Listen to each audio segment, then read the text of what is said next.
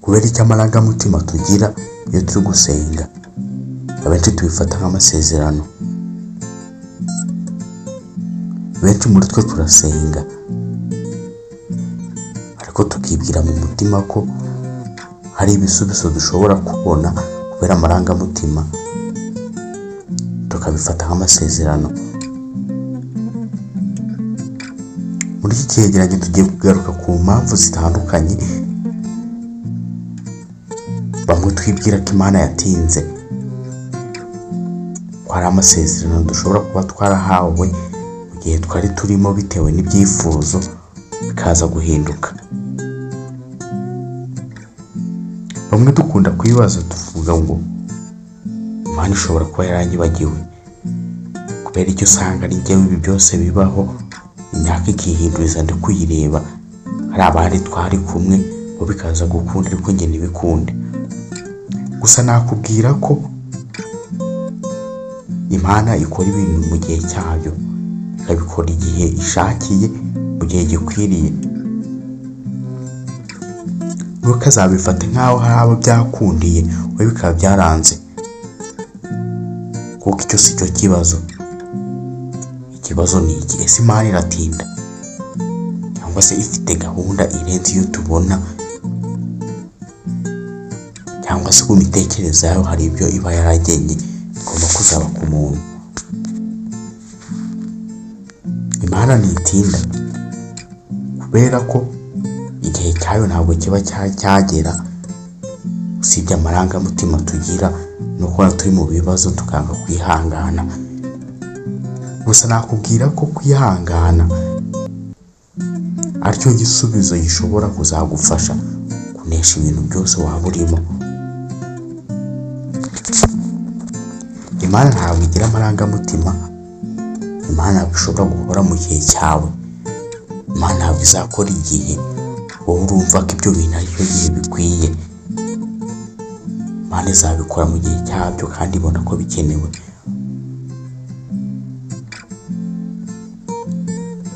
Hari umurongo wo muri Bibiliya wagufasha kugira ngo uzasobanukirwe ko Imana yagukorera ibintu mu gihe cyabyo. Gusa tutirengagiza ku byo twavuze mbere, kubera ko hari igihe dusenga tukagira amarangamutima arenze ubushobozi bwa muntu, tukibwira ko ari amasezerano aturutse ku Mana. Oya, igitabo cya Habakuki ibice 2 uguhera ku murongo wa 3 arabivuga neza.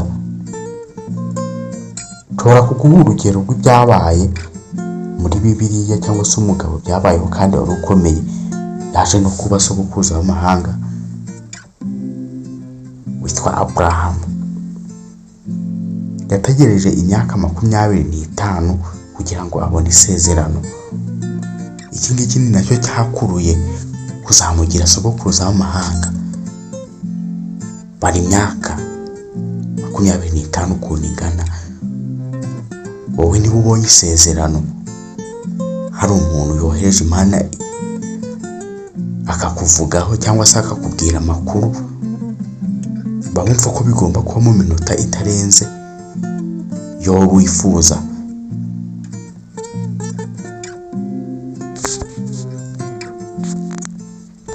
Gutinda si ukwanga kugukorera ibyo iyo ishaka, kubera ko Imana ni urukundo, iradukunda.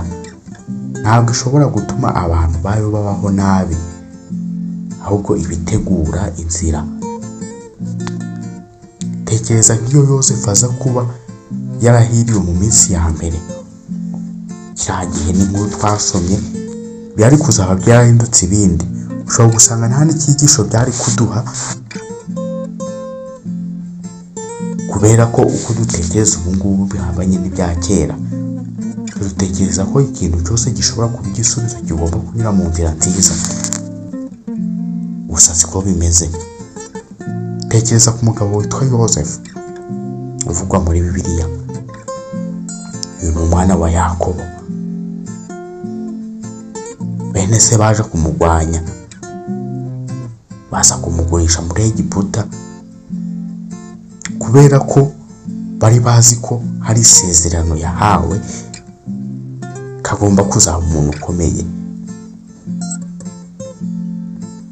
Gusa kugira ngo uzagere ku masezerano yawe hari abantu Imana izabinyuzaho, hari abantu bagomba kuzagufasha bakagushyigikira niyo baba batabyishimiye, ariko bagomba kubikora kubera ko ari imbaraga z'Imana. Si ayo mateka gusa ya Yozefu avuga muri Bibiliya, hariho n'abandi benshi bagiye bagaragara. Isezerano ntabwo rihita riza ako kanya, biba bisaba gutegereza ukanarenzaho no kwihangana. Rimwe na rimwe hari igihe Imana ibikora kugira ngo izagerageze kwihangana kwawe. Twaje kwibanda kuri Bibiliya, hari abantu benshi bagaragara muri Bibiliya baje kwihangana. Tekereza nko ku mugabo bita Yobu, niyo muntu uvugwa ko yari afite ibintu byinshi, akagira umugore, akagira inshuti, yari yaratunganiwe, yari afite ibya mirenge. Ibyo byose byaza kumucika asigara wenyine, ariko ntiyigeze areka kwizera. Yaza kureka kwizera, ntabwo twari kumufata nk'urugero rwiza kuko twabisomye. Nyuma Imana yaje kumusubiza bya bindi ndetse inamurutisha ibirenzeho. Gutinda bishobora kuba ikizamini cyangwa se bikaba ikigeragezo, yemwe bikaza no kuba inzira yo kwegera hafi y'Imana. Gusa hari ibintu ushobora kuba wakora mu gihe ugitegereje cyangwa se mu gihe wizeye rya sezerano ryawe, ariko mu gihe utagendeye kuri ya marangamutima. Ahubwo ikiriho ni uko ugomba kubanza wasobanukirwa neza icyo bita amarangamutima y'isezerano. Hari abantu dufashwa ukumva umutwara ikintu gihindutse, ukimajinamo nawe se ugatekereza ibintu bidashoboka kubera kwizera Imana, ukumva ko ibishoboye kandi atari wowe yabigeneye. Gusa mu gihe ugitegereje isezerano kandi ukaba warasobanukiwe neza ko ari isezerano, icya mbere ni uko ukomeza kwizera ugasenga. Ugomba kwirinda guteshwa ku nshingano wowe ubwawe wiyemeje, ugakomeza gukora ibyiza. Irinde kwiheba, izera gahunda y'Imana kubera ko ishoboye byose kandi ari nayo ibikora. Ibi ngibi tubisanga mu gitabo cya Isayi ibice 40 ku murongo wa 31. Abategereje Uwiteka bahabwa imbaraga kandi nshya. Iyo umuntu yizera kandi akaba ari umuntu wihangana, akaba ashobora gutegereza amasezerano, hari izindi mbaraga Imana imuremamo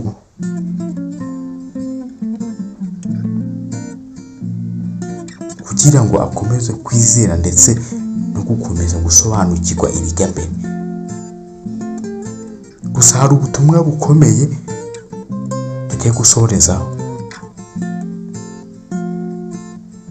Niba wumva utegereje urukundo, akazi cyangwa se ibisubizo, ibuka Imana. Nicyo cya mbere ugomba kwibuka ko Imana yo yaguhaye amasezerano kandi ukumva ko ari yo igomba kuzayasohoza. Imana ntiratinda, Imana irimo gutegura ibitangaza, kubera ko hari abantu benshi yabwiye ibitangaza, yakoreye ibitangaza, kandi hakaba nawe yitegura kubikorera. Wikwisha ku murongo wa hafi, kuko hariho abafite igihe kirekire kirenze cyawe ariko barihanganye. Niba iri jambo rigukoze ku mutima, urasaba subscribe, like, sangiza n'inshuti zawe kugira ngo dukomeze kuganira ndetse dukomeze no kuvuga ku bintu by'Imana. Imana yakuzirikana. Ndabashimiye. Amazina yitwa Patience. iradukunda. Mugire ibihe byiza.